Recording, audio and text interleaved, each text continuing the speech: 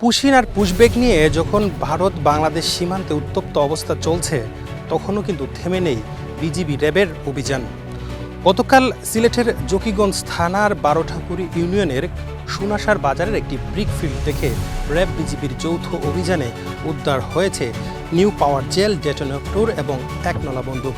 প্রশ্ন উঠেছে, এত নিরাপত্তা থাকা সত্ত্বেও কিভাবে এগুলো ভারত থেকে আসছে? আইনশৃঙ্খলা বাহিনী অভিযান পরিচালনা করছে, ধরাও পড়ছে। তাহলে গতকাল এই জিনিসগুলো কিভাবে বিজিবির অভিযানে উদ্ধার হলো সে নিয়ে আমরা একটু কথা বলবো 19 বিজিবি অধিনায়ক লেফটেন্যান্ট কর্নেল জুবাইর আনোয়ারের সাথে। জুবাইর ভাই, পুশব্যাক পুশিনে এই মুহূর্তে গোটা বাংলাদেশ উত্তপ্ত, আপনারা বলতে গেলে সফল এটি বন্ধ করতে, অর্থাৎ ভারত থেকে একজনও বাংলাদেশে পুশিন হতে পারেনি। এরই মধ্যে এইগুলো আসছে বা এইগুলো কিভাবে আসছে, কালকের এই অভিযানটা কীভাবে হলো একটু বলুন। ধন্যবাদ। আমি এই অপারেশনের জন্য অবশ্যই র্যাব নয়ের অধিনায়ক সহ সকল সদস্যকে আমি ধন্যবাদ জানাচ্ছি। আমরা যৌথভাবে এই ধরনের অভিযান গোয়েন্দা তথ্যের ভিত্তিতে করে থাকি।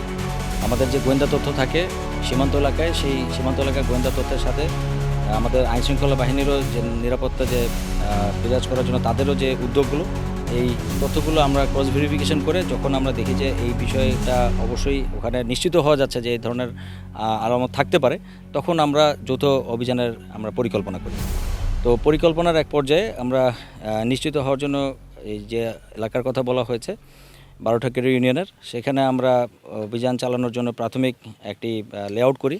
লেআউটের পরে স্থানীয় যে নিরাপত্তার যে বিষয়টা থাকে, যে অন্যান্য যারা আবাসিক যারা আছেন অভিবাসী, তাদেরকে যাতে আমরা ডিস্টার্ব না করে একটা অপারেশন করা হয়, রাত্রিকালীন অপারেশন, সেই নিরাপত্তার দিকটাও আমাদেরকে খেয়াল রাখতে হয়।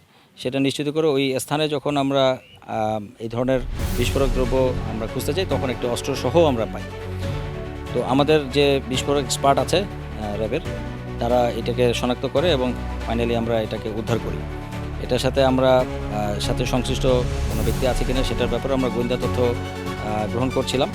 কালেক্ট করার এক পর্যায়ে আমরা আলামতটা পাই, বাট পরবর্তীতে আমাদের এই গোয়েন্দা কার্যক্রম অব্যাহত থাকবে এবং এই অব্যাহত প্রচেষ্টার মাধ্যমে পরবর্তীতেও আবার যদি এ ধরনের কোনো তথ্য আমরা পাই, আমরা ইনশাআল্লাহ অপারেশন জারি রাখবো এবং আসামি সহ ধরার চেষ্টা করবো ইনশাআল্লাহ।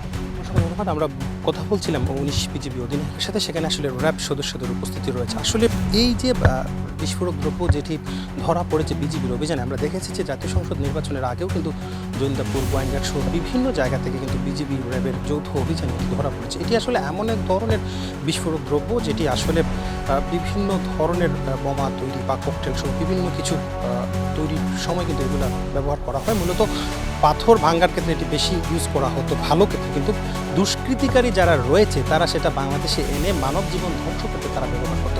তবে বিজিবি এবং র্যাব বলছে যে দেশের সীমান্তকে এবং দেশকে সুরক্ষিত রাখতে তাদের পক্ষ থেকে যতটুকু পদক্ষেপ নেওয়া প্রয়োজন তারা ততটুকু নেবে। এখন পর্যন্ত আসলে এই বিষয়ে কেউ আটক হয়নি, তবে র্যাব এবং বিজিবির অভিযান অব্যাহত আছে। তারা বলছেন যে যারা অপরাধী আছে এবং তাদেরকে শনাক্তের চেষ্টা চলছে, তবে সবসময় দেশের সীমান্ত নিরাপদ থাকুক, দেশ নিরাপদ থাকুক, এটাই কিন্তু সকলের প্রত্যাশা। হুসাইন আহমেদ সুজাদ।